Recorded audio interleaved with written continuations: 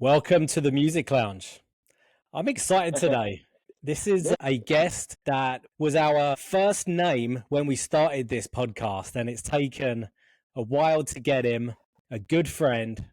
This is 7 months in the making here. So Yeah. we are very lucky that he found some time in his schedule to talk to us. Today we have Tuma Basa, who is formerly the Senior Director of Music Programming Initiatives at MTV and is currently Director of Black Music and Culture at YouTube. Welcome, Tuma. Thank you, Perry. Thank you, Andrew. Welcome. I'm also the sexiest guest you've ever had. Absolutely. You know, international sex symbol, all those, every possible, you know what I mean? GQ. You win.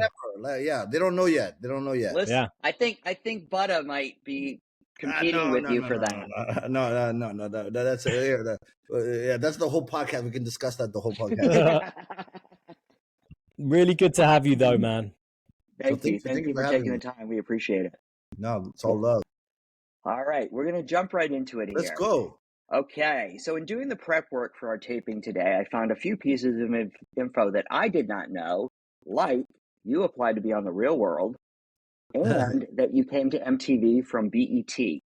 What made you want to make the jump from BET to MTV, and how did that happen? And when you were eventually hired, what was your role at MTV? Well, the Real World part was me in college. We sent an audition tape. It was me and another frat brother. We used the University of Iowa's media lab. We sent the tape. I actually got a call back I did a second round of interviews where it was a whole bunch of people on the phone, right? What was the interview tape, Tuma? I don't know. Did you do something crazy, or was it just Bunham Murray Productions? If they archive well, they have that tape. All right, we're gonna track it down. Yeah, but we did. I never kept a copy of the tape, and I'm glad it didn't work out. But it was my way of cracking into the music business or entertainment industry, etc. And I'm not sure what Real World what that was. I'm guessing Hawaii. I don't know. That's my guess. I'll do the math to figure out, because that was the 96 or so. And then, that was the one Tech was on. Well, yeah, Tech was the Real World Hawaii. Yeah, you're right. Yeah. So yeah, Tech. And Tech worked at MTV. I knew Tech. I knew Tech. Yeah. Tech Money. He was a host for Direct Effect. You know what I mean? Later on, and then the BET part. I looked up to MTV when I was at BET. I always thought that was the next level. You know what I mean? The next level of, especially when it came to reach, because BET was exposure media. The music videos that we played, it was like a format. Well, at that time it was called urban radio, and MTV was like the crossover when you reached like the wider audience. WIDER, and because it's Black History Month, the other thing is WIDR, the wider audience, the broader audience, right? And also, I grew up on MTV. That's the other thing. Like in the 80s, BET, we only got BET for partial day where I was, you know. And when I was a kid, and in the 80s, you stayed home until your parents got home from work, and then you just watched MTV to kill the time, you know. So you knew all the words to Spandau Ballet or whatever, like, you know. Yeah, you know. Yeah. So what were you doing when you got the job at BET? So first I was doing cue sheets. First I was intern. Okay. Right. And then in the news department, then I did cue sheets. Like the cue sheets is like when you play the music video, you have to send to performing rights organizations that you know, this video played for 3 minutes 30 seconds, visual. This is ASCAP, and you have to do all that after. So I did that for a while. Greg Diggs hired me. I worked under Paul Porter. Paul Porter taught me a lot about music programming. So I was actually very prepared by the time I got to MTV in terms of what the fundamentals of music programming was, or what we call music curation now. Yeah. But Paul Porter taught me a lot. Then Kelly G and Stephen Hill came in. It was a regime change. And Stephen Hill was coming from MTV. And he brought a lot of the MTV style programming to BET. And he also moved us from Washington, D.C. to New York. And that was the segue that made the opening for the MTV opportunity. Because when I was in New York, I dealt with all the same video promotion people that the MTV people did, right? So it was Gary Fisher when I confided in Gary Fisher that I was interested in working at MTV, and Gary Fisher is the one who made the intro to John L. Lister, who introed me to Amy Doyle, you know? Perfect. And the rest is history, right? Yeah, it's history. Amy Doyle is the one who hired me. Yeah. Amy hired me. So when she brought you in, what was the job you were doing when you came in? To do MTV Jams. MTV Jams was brand new. It flipped from MTVX, right? But also, if you remember, Barry, you remember this in Shipment, is you did programming, but you also did some label relations. Yep. And you also did some internal work, what we call cross-functional now. So I worked with the standards department, like, to get all the videos, get the edits. And for us, it was in our interest to speed up that process of getting all the edits because we wanted to get the videos ready for air. Yep. Right? So for us to be competitive or to be timely, to premiere videos, to be first window, we wanted that part to happen fast. So I worked closely with Tom Chavez and Kathleen Shire and Janet Borelli for years, for like 10 years, like, you know. They love taking your phone calls, man. Oh my God. And also the library, you know, Jeffrey Christian and all them, like, yeah. Did you get it? Did you get the video? Has it been delivered? Is it ready for air? Like, it's aired in 7 minutes. Yeah. Yeah, it's crazy, right? Yeah, but it was also the death of MTV. Right. Because when it was this easy to upload something, yeah, and World Star would have something, the blogs would have on Smash through Vimeo, we couldn't get the videos closed caption. We couldn't be that fast. We couldn't be that place. People had to artificially hold on to their videos for in order to premiere. I remember the Drake Best I Ever Had leak. That I'll never forget that. Like, we worked so hard to get that video premiere and on MTV.com, etc. And we got hacked, and it was everywhere. But they literally had to hold on to the video and to stall the premiere in order for us to be the ones to present it to the world, you know? Yeah. So when you got to MTV, Butterman was already in the department, right? So he was. Him and Justin joined 2001. I got there 2002. Right. Everything, yeah. And so there was enough of MTV Jams for you guys to split roles and duties? Yeah, because you have to remember, MTV Jams is 24/7 music videos, and so there's 168 hours of music videos to populate. You know what I mean? Yeah, that's nothing. Come on. Yeah, but it's not. Well, the way we did it was, I would do a day, Butter would do the next day. I would do a day, Butter would do the next day, and there were 8-hour loops, so you just had to go in on 8 hours, repeat it 3 times. But it was really important to us that every day felt different. You know what I mean? So if Butter was going a little bit more backpack, I would go a little bit mainstream or a little bit more hood or a little bit more regional. We would play off of each other's programming. But Jams I did with Butter for first 5 years. Because remember, I was there 10 years. So Butter left after 5 years. Then the last 5 years was myself, and then Sheila. Sheila came on, yeah.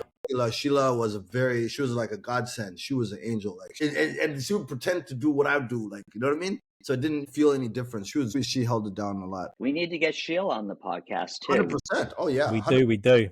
So I was doing MTV Hits, and yeah, I would do an 8-hour loop as well, but I would just repeat blocks that I created that were like a staple, the latest and greatest, or Across the Pond, or 80s hip hop, whatever. I would just keep those, and I would just repurpose those blocks around today's hits. You guys were really creating more of a culture in your programming, and for free. We did zero budget. Right. Whenever there would be budget cuts, it would be like, that's okay. Half of zero is zero. We're like, hey, like, we didn't have no budget. It was all love. This is what I used to say to Sheila, especially, because we're only 20 million homes. MTV was 100 million homes. MTV2 was like 70 million at the time, or 79 million. And I used to say, hey, we're in 20 million homes. Let's not look at the 80 million we don't have. Let the 80 million that don't have us look and like, why don't we have MTV Jams, right? Yeah. Let them envy the 20 million, right? And so I also used to say, hey, our budget is love. Our budget is love. It's not zero. It's love. So if we pour our hearts into it, and even the people who used to give us content used to give us for free, the Shahims and the Ramans would repurpose the MTV, the mixtape Mondays, the mixtape dailies, and we'd run them as bumpers. The Hood Fabs and the Parker Reports later on came. Those were later. That was later. That's we didn't have humans until the first Miami VMAs. That was when we got humans on thing. When Christina Norman was about to be the president of MTV, this remember David and Tom were like, hey, like we'll give you a little something, let's just test this out, right? And we had got Usher. I still have the poster in my hallway. Usher, Fat Joe, Lil Jon, Kanye, and Nelly. Mm. They all were like, this is our favorite stuff. That was the first time. Or Jason Arambulo would the camera just follow around, et cetera, et cetera. What's my favorite? Okay, let's toss to this video. And then that's when we started getting things like Fab Five. Yeah. Little. But what we would do is the jam of the week. Just make sure that we were honest with the jam of the week. That this was the jam of the week. This was, right? Later on, I remember when Michael Jackson passed away, the R.I.P. bug. Because you have to remember something. We used to have artists that would die. Like, let's say Dollar was a rapper. He died. Dollar died like a week before Michael Jackson. The only place that could address his passing is MTV Jams. That's the only audience that knew who he was, right? So we got the R.I.P. bug, right? The on-air graphics made the R.I.P. bug. And in E-Log, we would replace the MTV Jam station ID with RIP for that particular video. And then 1 week later, Michael Jackson passes away. We were the only channel that had all, I spent hours, because you have to remember something. There were rumors of Michael Jackson passing away before CNN confirmed or TMZ. Right. But we couldn't do anything. So what I said was, I had to go speak to some kids in Harlem at Democracy Prep, right? I was doing a keynote at Democracy Prep's graduation, right? So I said, I called the NOC. I said, I'm going to make about 5 hours of changes. All Michael Jackson videos with the RIP bug. Do not accept these changes until I let you know, until I confirm, right? Nice. Yeah. Because I couldn't let down those kids, right? Yep. I couldn't let down those kids and cancel because of if Michael Jackson passed away, we knew it was going to be an emergency. Yeah. Yeah. So what happened was I did all the E-Log changes. And for anyone who doesn't know what E-Log is, it was a correction software. Like if you made a mistake or you ran out of time, you could go correct. I made hours and hours of E-Log changes. Michael Jackson. All those red lines, man. It must have been a headache. Like 4 or 5 hours. And then the moment it was confirmed by TMZ and CNN. Boom. Accept the changes. I called them. They accepted the changes, did it. But this is what we didn't anticipate. The NOC, every channel wanted to honor Michael Jackson, VH1, MTV News, et cetera, et cetera. NOCs got so overwhelmed that they refused everyone's changes except for MTV, who Cyrilnik and them were about to go live with Sway, right? So the whole world was watching MTV Jams. Twitter had already been invented, and people were like, "Go turn to channel 68." Everyone was watching MTV Jams. Everybody, like literally, because that we were the only ones. Yeah, you prepared for it. Yeah, prepared, and it was by circumstance because we couldn't do anything about it. And then I'm canceling. No, it's smart, man. Yeah. So the other half of the job was label relations side. Yes, and I was looking after Warner and a couple Sonys and a couple indies. So what did you like about the label relations side? And did you pick your own labels, or were they kind of previous relationships, or how did that happen? When I first came, I was the indie label rep, right? So I dealt with the beggars groups, the Matadors. Holly Showman was big on indie labels at the time, right? Yeah. Indie music.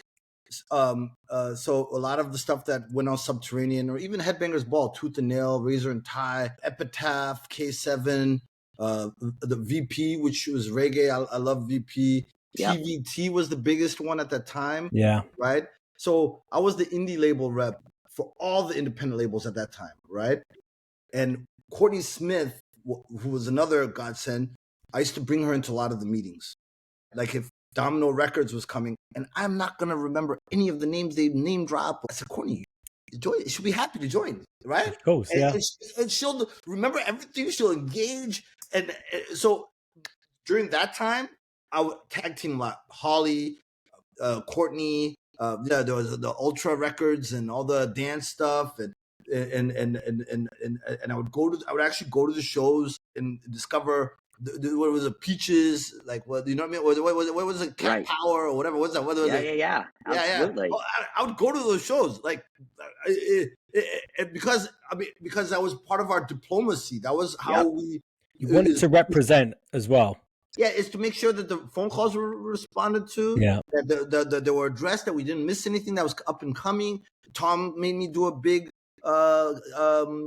presentation once that I'll never forget. It was really good. To me, it was. I don't know if it was for everyone else. But I wasn't that guy in my own personal taste. Hip hop and R&B was my personal taste, in African music, actually. But African music wasn't mainstream like it is now. So what happens is I did that for many years. A2IM came up during that time. If you guys remember the independent music, Saddle Creek, the guy at Saddle Creek was giving us a hard time. Like, you know? So, but so I really was thankful at that time because we had such a team spirit that I got so much support that nothing fell through the cracks. I would show up. I remember Tim Armstrong. He was in Transplants. Okay. I think you're right. Yeah, I remember him becoming really cool with him. It's something, if you saw Schiffman, he was dating Brody from Distillers at the time. So even when the Distillers would come to town, I'd get invited to those dinners, and you know what I mean? Mm-hmm. It was very, because he wrote a song about Rwanda, and Tammy from Epitaph was like, Tuma is originally from Rwanda, because he wrote about the genocide. He was the first person. This is before Hotel Rwanda. Wow. Before, he was the first person to do something about Rwanda. And I didn't know that. That's how I became cool with him. He came to the office. He tell me like, "Yo, I'm friends with RZA." I'm like, "I'm friends with RZA." Like, you know what I mean? Like, it was real cool. It was a good time. So wait, long story short, I did that for a few years, and then it went to Warner Brothers, Interscope, and Columbia was my main. So Windy, Gary Fisher, and Leanne Callahan, and then later Grace Lee. And by the way, me and Grace worked at YouTube for many years until recently.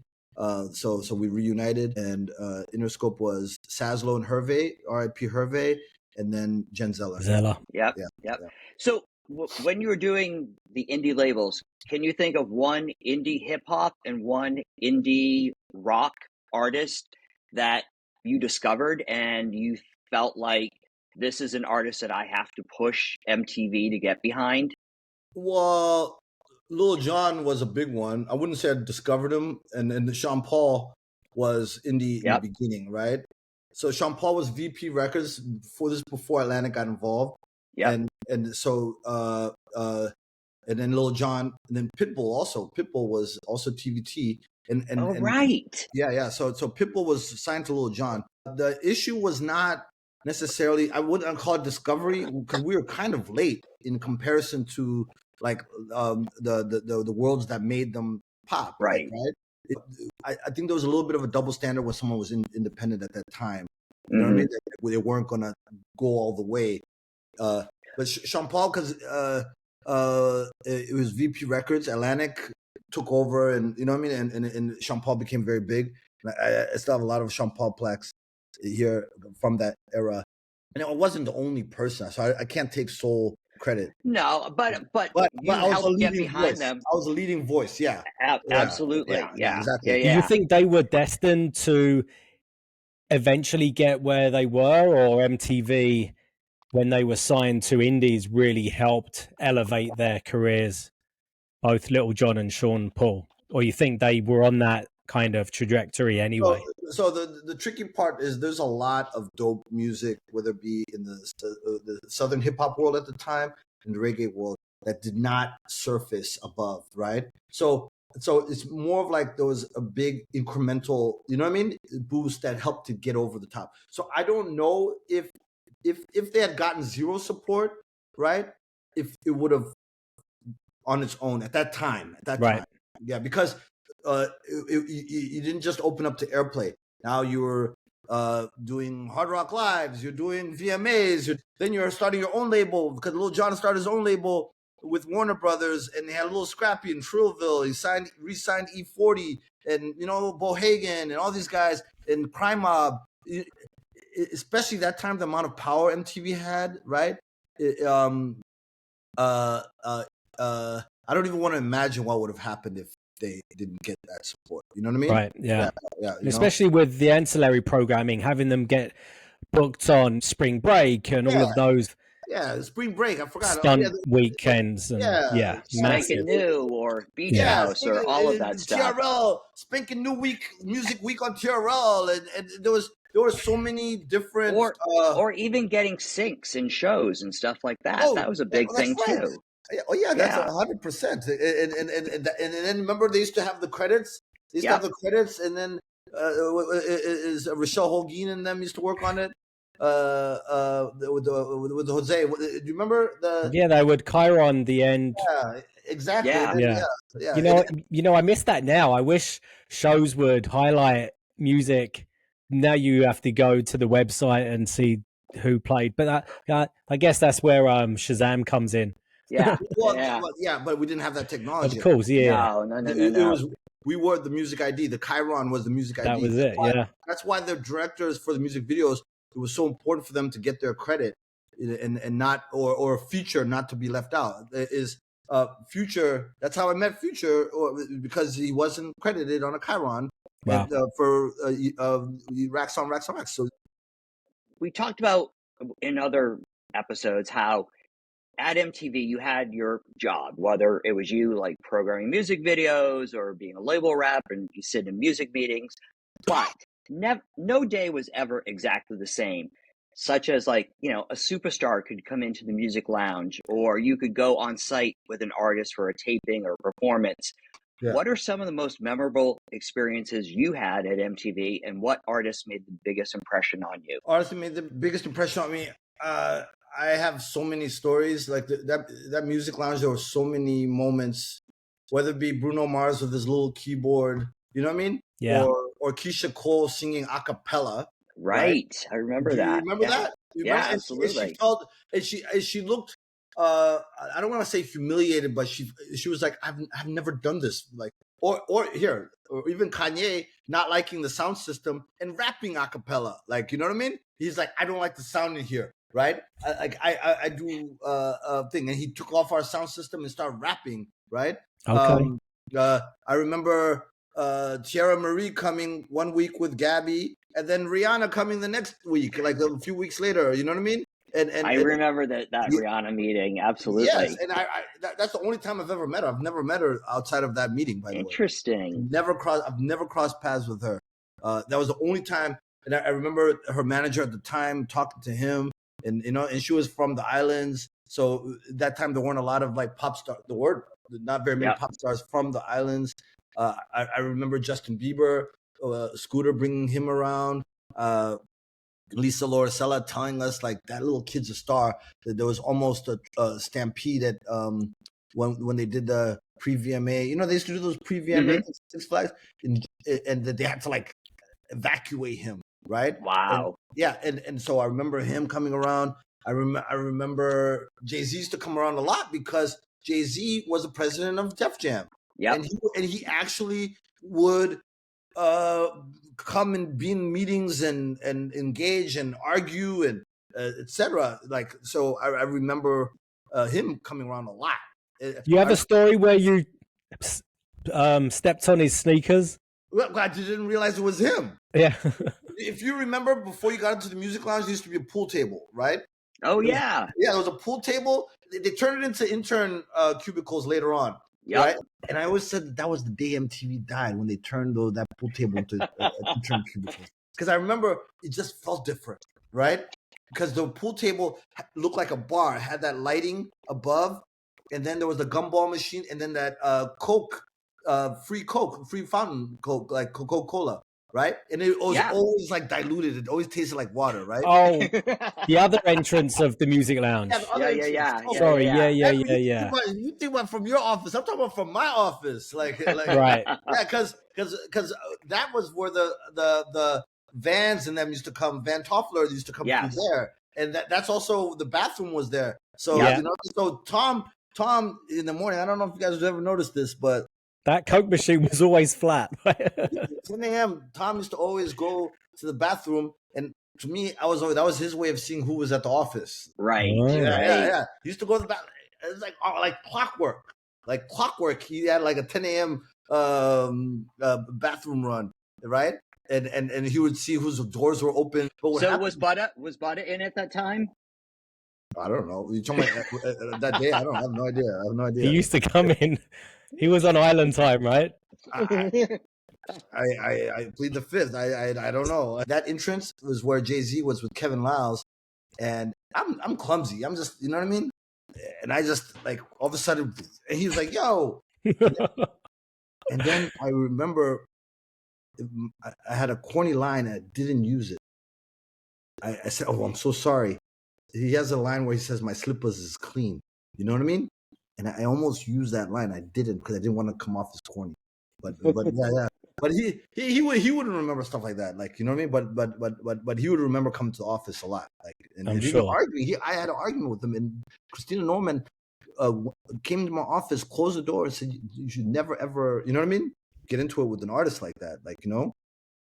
You were just full of passion, man. No, I was trying to explain to him like how it works. You know what I mean? Right. If you remember, the Rock Boys video was the first video that you didn't have to blur your brands. You remember? Because he's telling a story, and there was an Adidas. He was wearing Adidas tracks for the kid in Rock Boys, and so we had edited his storytellers really bad the week before the VH1. I'm not gonna say who was on the kill switch, but it was like Swiss cheese. He did a storytellers for VH1. And then he did not like it. He went on tour because so many words. So he was in Christina Norman's office. Christina Norman called me, Amy. I was in the standards meeting, and I'm trying to explain, bro. I was like, guy, like when they say you're selling yay, meaning cocaine, and then he's explaining the double entendre. When I said I'm selling yay, I'm also saying I'm selling Kanye, like Kanye CDs. You know what I mean? He's like, you know, he was explaining a whole bunch of very nuanced, rooted things. You know what I mean? I'm trying to explain to him the process.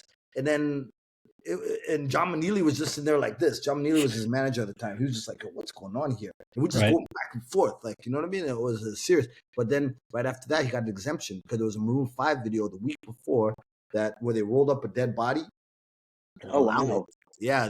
Yes. I do remember that one. So they allowed the ending of the Rock Boys video. They allowed it was a big deal, and after that there was no more blurring of brands because you know what I mean on the videos. Yeah.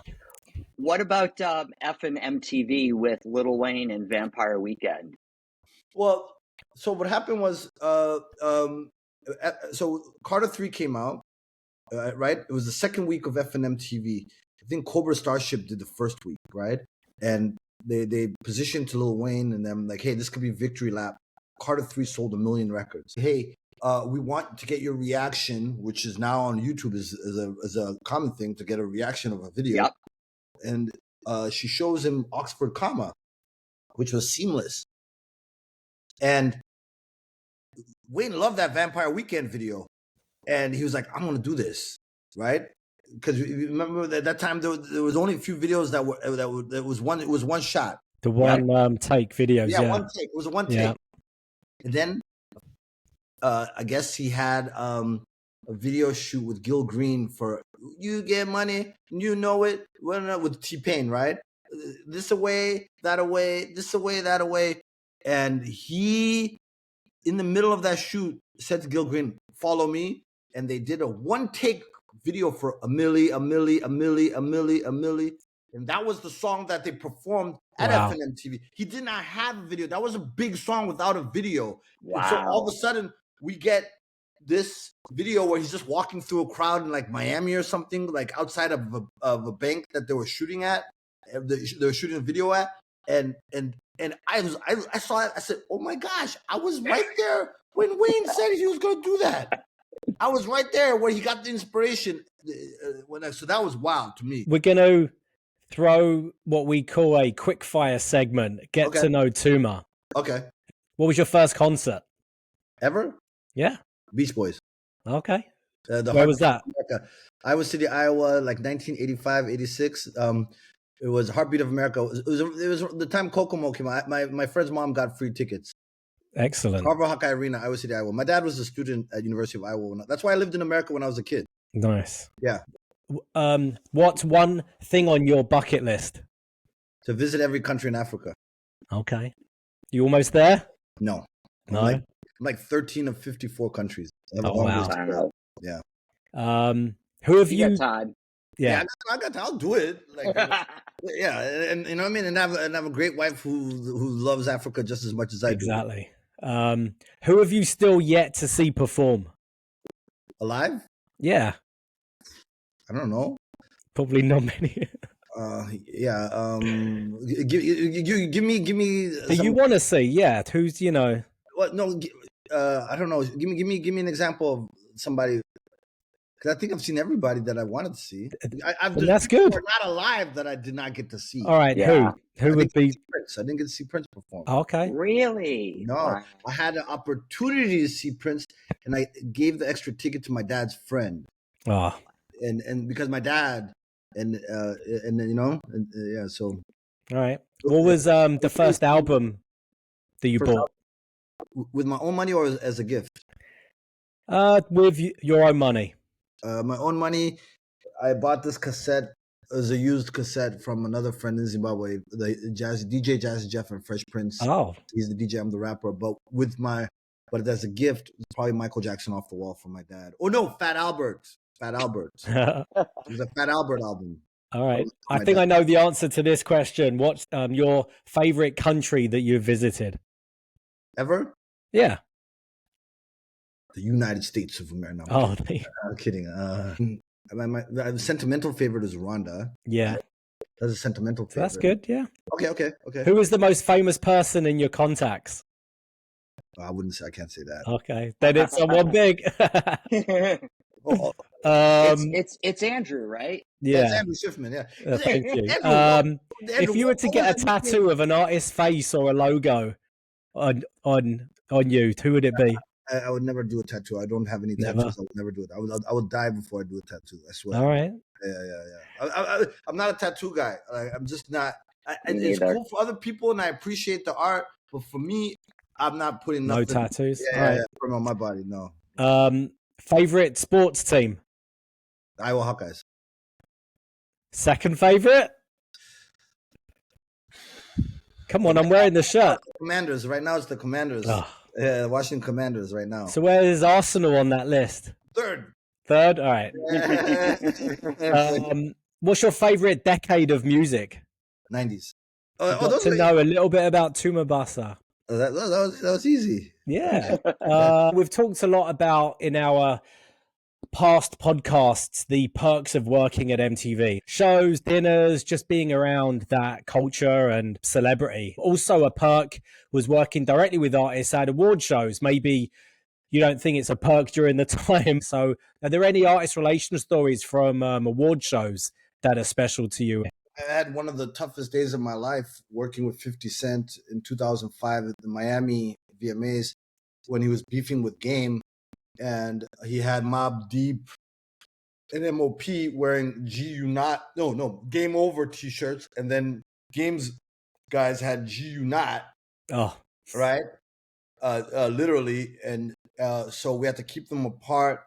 We had to do all kinds of walkthroughs with Navy SEALs the day before. Oh my God. Undercover police officers from Miami because George Bush's daughters, Jenna Bush, the two daughters, were going to be at the VMAs. So we had all kinds of plainclothes policemen in the audience. Fat Joe and 50 were beefing at the time. And Fat Joe said something about we can thank Curtis Jackson for the extra police. 50 wanted, he was with Mace, and he wanted Mace to have camera seats and Tony Yayo had just got out of jail, so we didn't have enough seats. And if you remember, I don't know if you remember this. If you remember when Fat Joe was introducing Daddy Yankee, Don Omar, and Tego Calderon, the reggaeton medley. This is Miami. 50 got out of his seat and started running in the audience. He got out of his camera seat, started running to distract, and he was going like this, yeah. And that's why Fat Joe said that remark, right? I was the guy running behind him with my radio, like, come back. I had baggy pants. This is the day we used to wear baggy pants. So I'm holding on the radio on one hand, holding on my baggy pants, running after 50, like, come back. Because we had one job, and that was to make sure that the talent, we knew what the talent was. And once they performed, I'm going to make a long story short, because this is a whole movie. 50 of them went into their bulletproof cars. We had practiced the exit. And his entourage, who were not in the camera seats, pulled up. Miami Police Department thought it was the terror squad guys, and I was in between them saying, hey, these are not terror squad, this is G Unit. And the Miami Police Department thought it was about to be like a big thing, and I'm trying, like, these guys need to get to their cars, because we had all kinds of cars ready, bulletproof. Yeah. As soon as thing, and 50 of them left Prodigy and Havoc from Mobb Deep. So now I'm like, he's gone, and David Sazzo said, don't you ever do that again. Don't risk your life for this job, right? Because I'm literally the human barrier telling the Miami Police Department that they need to leave these guys alone. They need to, because I was passionate. I was just like, they need to get to the car, right? Yeah. I'm talking to police who think that there's about to be a brawl. But I'm saying, no, these are not, these are G-Unit guys. They just weren't in camera seats. They were in the off-camera seats, and they need to get to the car. And then we left, not we, but Prodigy and Havoc, Prodigy, the late R.I.P. Prodigy, got left behind. And the funny thing about that story is, I think any of us in that department probably would have done the same thing, because we felt that was our responsibility. That was 100%. our job. Yeah. 100%. Absolutely. Yep. Yeah. 100%. From the moment they get out the cars to the moment you put them in and they're done, and you're like, all right, my night's done. Oh, can I tell you what happened when Kanye interrupted Taylor Swift? Because I'm the first person David Nathan saw. Oh, wow. Let's hear it. Okay. First of all, I knew who Taylor Swift was because she was at the previous VMAs the year before. She lost. I was assigned to Lil Wayne, and Lil Wayne knew who Taylor Swift was. She was nominated for Best New Artist. Tokyo Hotel won, right? She didn't win. Can you believe that? Yeah. She didn't win Best New Artist. Taylor Swift did not win. I'm with Sheila, and Drake was there too, by the way. Drake was unknown. Sheila knew who Drake was because she walked Degrassi. And she's like, why is the guy from Degrassi with Lil Wayne? I said, what is Degrassi? She's like, it's a show on Nickelodeon. I think it's from Canada. My nieces watch it. I was like, I've never heard of this show in my life, right? And then I remember asking Rochelle about it and all that stuff. Wayne stops to say hi to Taylor Swift. He knew who Taylor Swift. She was in a golf cart, right? And they were chopping it up. He knew who she was back then, right? So I knew who Taylor Swift was because then there was like some show where some high school kid took her to the prom and all that. And I was like, you remember that, Perry? Lisa Loricella was the talent escort for Taylor on that shoot. So I already knew how big So Taylor Swift wins. Kanye was already drunk. I had seen Gabe and Kanye on the red carpet, and I saw Gabe, and he was stressing. He was drinking straight out of a Hennessy bottle. He had Amber Rose. And so I'm like, oh man, Gabe has a job, right? Like, right? I was thinking about Gabe. I wasn't thinking about Kanye, right? Gabe was at Def Jam, but I knew him from his reggae days when he used to do all the reggae stuff. He was a publicist. Then I was Kid Cudi, and then I wasn't even watching the show. I didn't even know what was going on. I'm in the hallway, and then all of a sudden, David Nathan yells at me, "This is how you treat your artists? This is what you do to, like, you guys can't know what we were." I said, David, I don't even know why are you yelling? I have no idea what's going on. Then I saw Kanye's people in the foyer. This is Radio City Music Hall. And there's a foyer, right? there's like right before you enter, like with the ushers. Yep. I see Kanye in a huddle. It was like GLC. I think it was Fonzo Bentley. It was like Kanye's barber. It was like all these guys. They were in a huddle, and they were like, and I have no idea what's going on. And I was like, yo, what's going on? They're like, yo, Kanye ruining it for everybody. I said, what? He went on stage during Taylor Swift. I said, what? Like, yeah, you went on stage when Taylor Swift won her award. I said, no way, because I didn't even see it. I was working. I didn't even see it.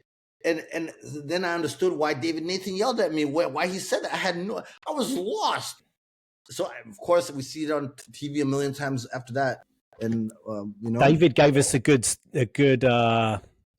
reenactment on, she was performing after that acceptance speech. And that was the big, what was it?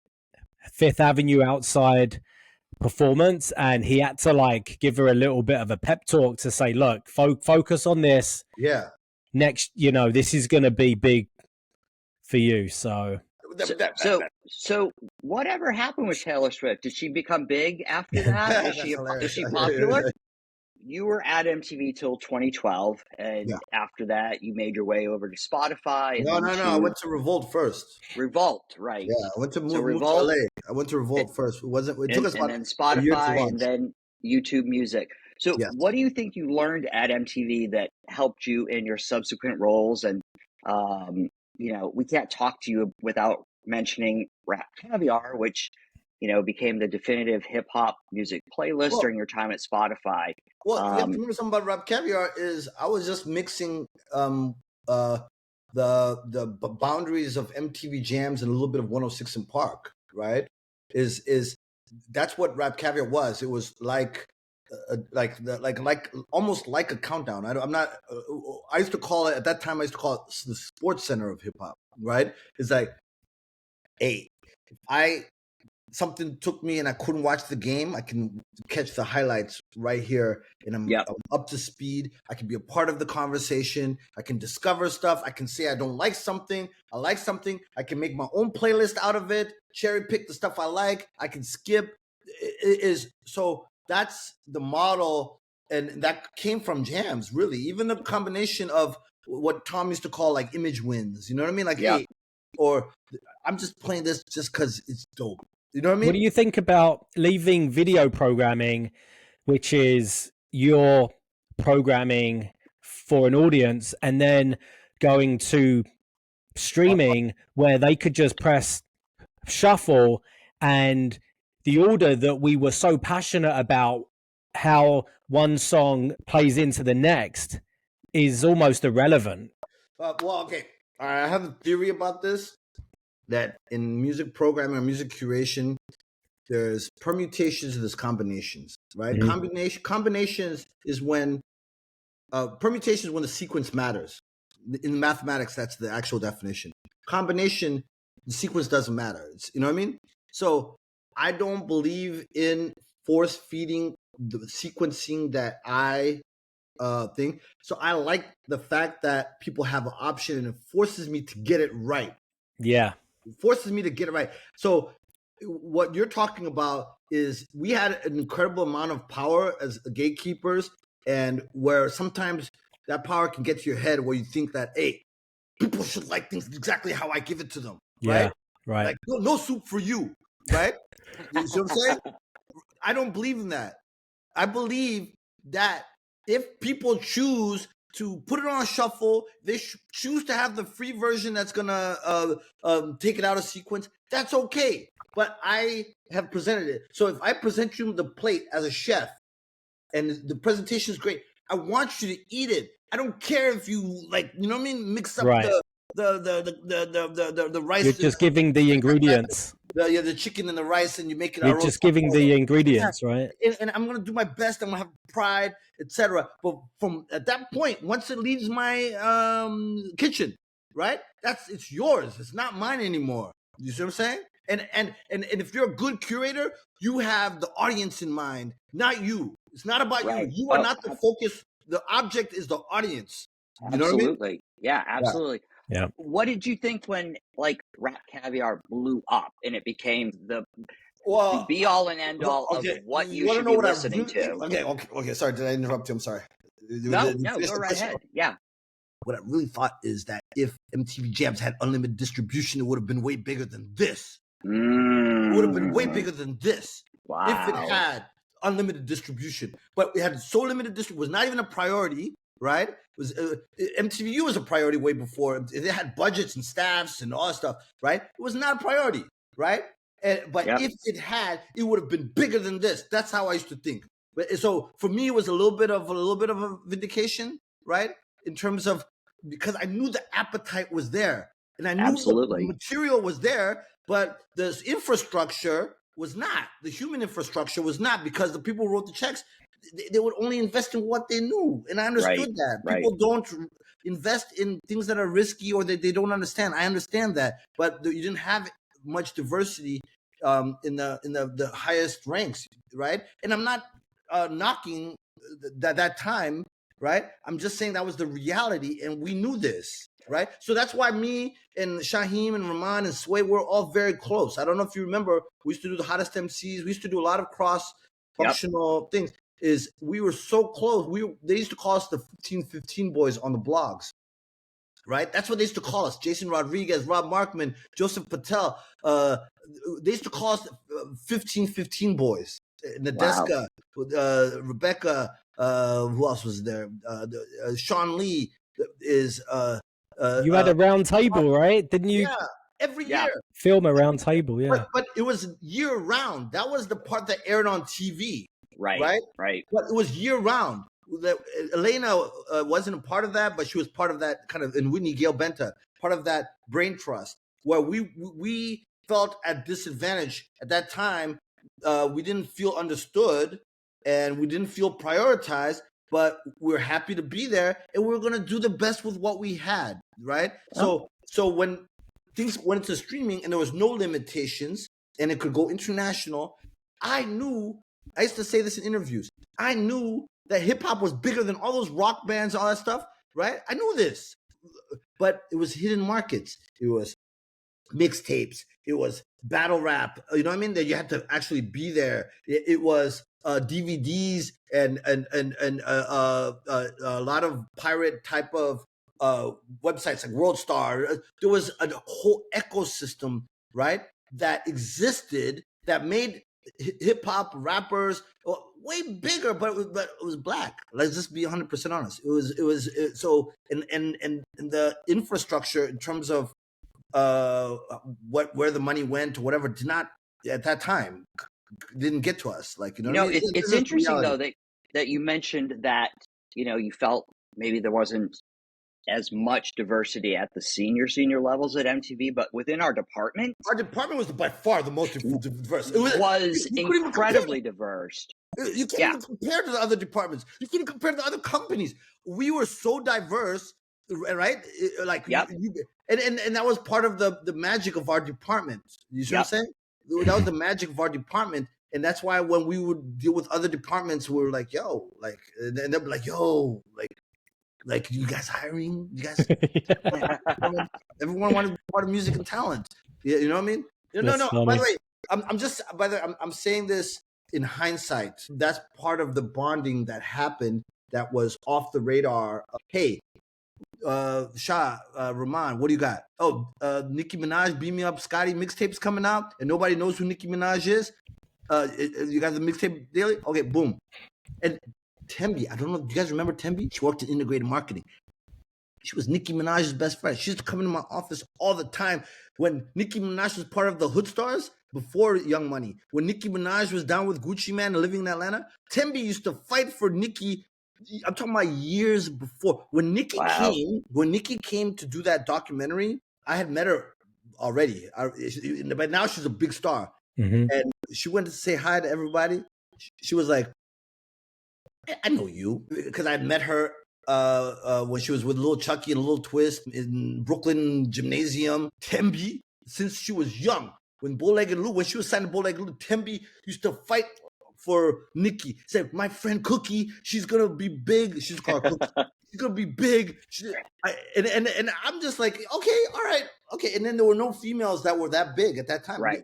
There was no precedent. not that big. So even the story of Nicki Minaj, because of Twitter, she was not limited. If you're a woman rapper, it was like, okay, you're the chick in the crew. All right, whatever. You'll get your verse. You have to do this type of song or whatever. You'll get that play. Oh, we need to have like a woman in there. Like the internet came, there was no limit, and boom. You see what I'm saying?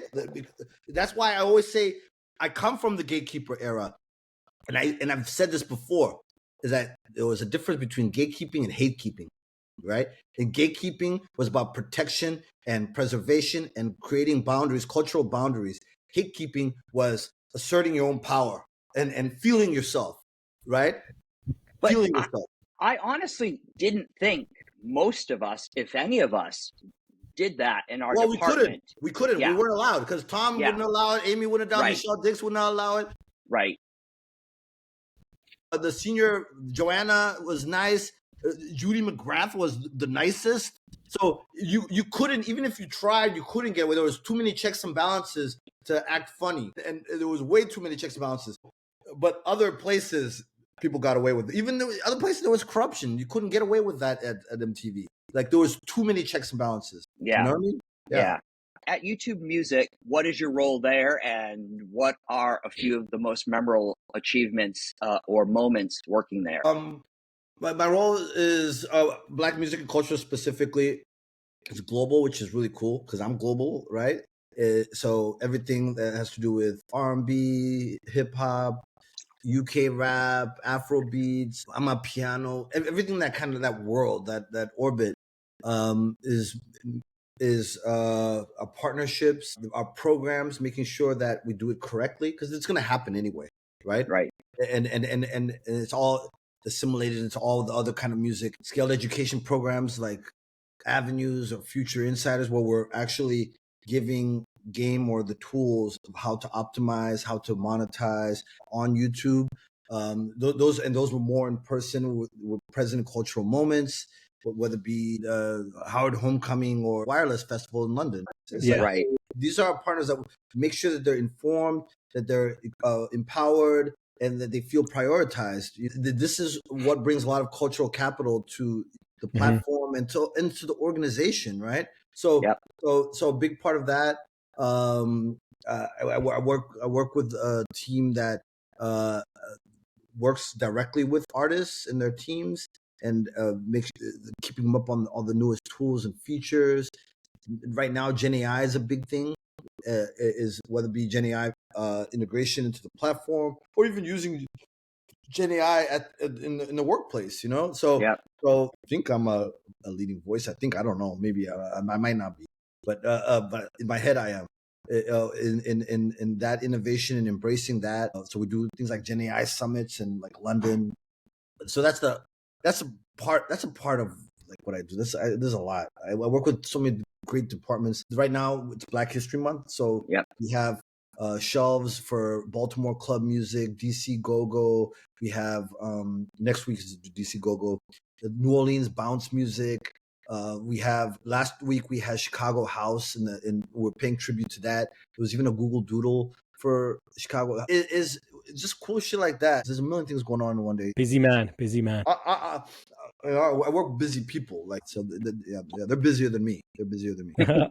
I'm sure. So we talked about a perk of MTV is going to shows. Obviously, in our job to see an artist live in their element, to see the fans, to see who goes to the show is a good learning curve as well. We like to ask our guests what their favorite, and this could be New York or wherever you've been, what's a favorite venue that you've seen artists? What's one of your most memorable shows?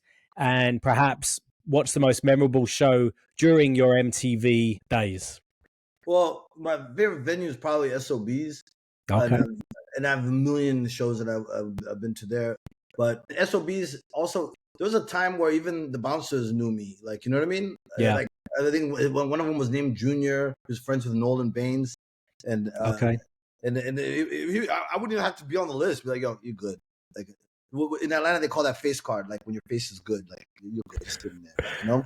So that has to probably, because there are also a lot of up and coming artists. My favorite show will shock you because it's not a hip hop or R&B or Afrobeat show during my MTV time.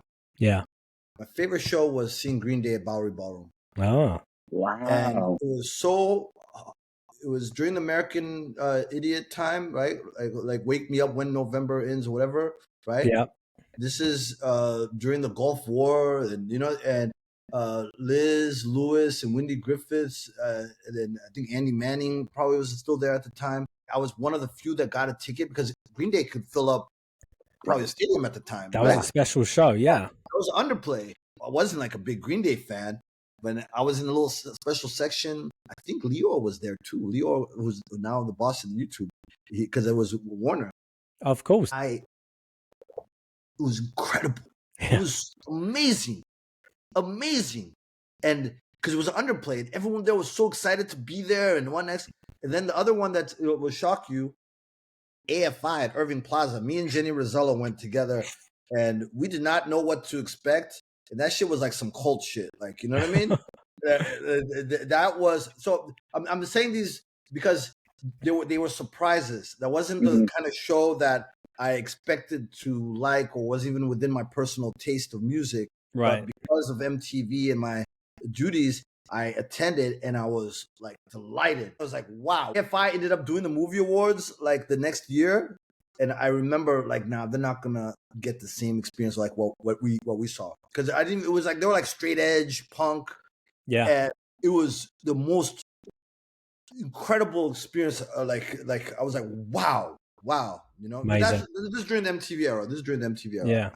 Yeah. I mean, didn't take it for granted, but we could go to any show that we wanted. Sometimes we didn't know the artist, but we went because we were the label rep and we had to support. And sometimes those were the best shows because they were shocking and we were like, holy shit, now I get to go back and champion this band because I saw them live. So, you know, for the last 25 years, you've had pretty much any ticket to a show that you wanted to go to. So now, one more. Yeah, go on. Within my personal taste, and I took Tom Calderon and Amy Doyle to see On the Reggae Tip. Hot 97 had a show called On the Reggae Tip, and Elephant Man was the headliner, right? And Elephant Man is incredible, energetic. They call him the Energy God, and that was just as good as the AFI, by the way. Just wow. When I say it was not. And Tom was like blown away. Tom was an Elephant Man fan. Like, remember, he was like, because you got that Jamaica like like all that, and then after the whole show, he would calm it down and he would have everyone singing "We Are the World." He'd be like, "There comes a time when we heed a certain call," and everyone was doing all the dances, the signal up there, no dance all nice again. Like that was one of the most. Lil Jon was there. Yeah, actually, I have a picture even. You know what I mean? Of like backstage picture. And ask Tom. That was incredible show. That also might be my best memory. I mentioned Tom. We went to, and Amy was there too. Arcade Fire when they first came. That was a hot ticket. And I have a note that David Bowie was there. Yes, that was the only time I've ever seen David Bowie in person. So even when he passed away, that hurt. Like, you know what I mean? Because I felt like, damn, like I've been in the same booth as David Bowie, and that's I think Brian Layton was there too, if I remember correctly. Because I remember something that happened that Brian Layton was there. You know, right? So, do you still go to as many shows, or they're more selective now? Selective, but is I live in Washington D.C. area now, right? Is more when somebody's like, "Yo, Tuma, I'm in town. I'm in your city." You know, because I moved back here during the pandemic, so I work from Washington D.C. So when someone's in town, like someone from a label or a manager or whatever, that's how I find out. They'll be like, "Yo, you pulling up?" And then so for me, it's more of a chance to say hello, yeah, to actually see the show. So it's more of the nature has changed. It's less me scouting, and it's more me reconnecting because I'm not in New York or LA or Atlanta anymore. So it's harder for me to see people. You know what I mean? In person, yeah. And you have other people on the team to send to. Well, they're younger, and they're what they call ones in New York. They're outside. They're outside. You know what I mean? So right. So they'll tell me like, "Yo," and they're going to the studio to listen to the music. So I trust them, and I trust their taste, and I trust their judgment. You know, amazing, man. Cool. Yeah. I don't want this to end. This is Me neither. amazing. Let me ask you some questions. Schiffman, what did Wesley Millette, he used to call you a nickname? Man, that's a name I haven't heard for a long time. Because when I remember, because I worked with Wesley. He came into programming, right? He was for a little bit the head of programming. You were in LA with him. Oh, PR as well, yeah. Yeah, and then I worked with him at BT, and then he used to, was it called Shiffy? Did he call you Shiffy? Well, my nickname, Shifty. Shifty. Oh, okay. So maybe that was it. I forgot it was LA. If you remember, but you were there when I spilled Pepsi on Suge Knight. So I wasn't going to bring it up because I didn't know if you wanted to talk about it. Fine. You were standing right there. I have told both. You were the people who saw the whole. I have told this story so many times where you're just like, it happened. You looked down, you said sorry, and then you're like, sorry. Yeah, that was 2 months. Where was this? At a show? No, it's at the VMAs in Miami. Yeah. And then what happened was, I walked like this, and my hand hit. He was holding somebody was holding Pepsi, and Suge was like in the white linen suit. Oh. And then I hit the Pepsi. The Pepsi flew all over Suge's white linen suit, and I didn't realize it was Suge. He turned around. I was like, "Oh my God!" I thought I was gonna die. And this is the height of his reign of terror. He was banned from even being in the venue. No, we didn't know that he was P.D. Pablo's manager. And that's how he got in. That's how he got in. Yeah. And that's why he was there. Yeah. And if you remember, he even got shot the next year, VMAs. Yes. The very next year, because the second year, the VMAs it was Hurricane Katrina. Right. And he got shot at a pre-VMA party. Was that Butterman's birthday party? No, Butterman's birthday party was separate. That was R. Kelly attended that one. That was. So we won't even go into like that was Kanye's party. And I was on the way. I was on my way. I was in traffic, and they're like, "Nah, they shut it down because Suge got shot." And so they shut it down. So I was on my way. I was almost arriving, and then I got the call, and then I was like, "Oh shit, he got shot!" Like, "Oh man." Like, that's crazy at a party, Yeah, but no. Butter's birthday party used to be around the VMAs, but R. Kelly's the one who showed up. That's the big celebrity appearance that I remember. And it was a different R. Kelly. Let's not forget how big and how legit he was in terms of the public perception and the reception of his music at the time. You know what I mean? Yeah. He was the biggest thing in the world. But at that time, it was a very big deal. Yeah, it was a very big deal. Yeah. Well, we had some good years, man, and hats off to you for continuing the ride, always being at the next biggest platform, and we've loved having you, Tuma. Yeah, thank you, Tuma. Thank you so much for making the time. We really appreciate it. You guys are doing important work. You're documenting an important era. Is we didn't have social media at that time. We didn't have iPhones to take a lot of photos. There was a different culture in terms of discretion. We everything was closed doors, and so what you guys are doing and documenting not just the stories and the memories, but you know what I mean, but the chronology of events, and you know what I mean. Thank you. The context of the dynamics, and and also Perry. One thing I want to acknowledge John Lascalzo, the late John Lascalzo. And everything, because I thought about him last night too. I was like, man, I miss Lascalzo. I was like, man, R.I.P. John, and you know what I mean. Even before I got to MTV, Fred Jordan had passed away. I knew him when I was at BT, and he was part of the department, and he died the year before, 2 years before joining. So, but I remember him when I was at BT. He was counterpart at MTV, and he was so cool, like what I mean. So R.I.P. Absolutely. Yeah, I think, both of those guys had, they were well liked and loved in the industry. So, very missed. Yeah. All right, Tuma, thank you so much. Thank you guys. All right.